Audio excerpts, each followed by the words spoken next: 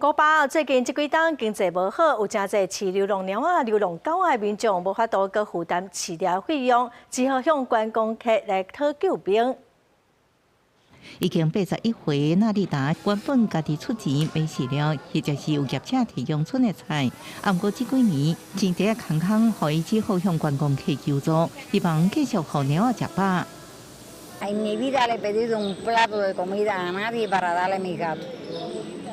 Nunca, nunca, nunca yo he pedido un plato de comida. Es que yo no le pido nada a nadie.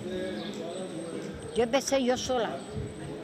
Y ahora, como me veo apretada, con el problema del turismo que casi no hay, con el problema que tenemos en este país, que estamos un poco en baja, ¿no? Ya subiremos algún día.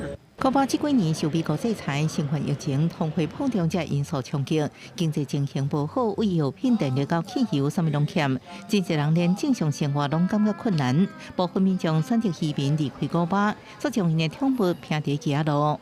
虽然官方也捌推动计划，为鸟狗绑起来，搁做疫苗，而且挂吊牌标示，不过目前政府财政困难，大量流浪动物已经超过能力负担，计划也无法度完全落实。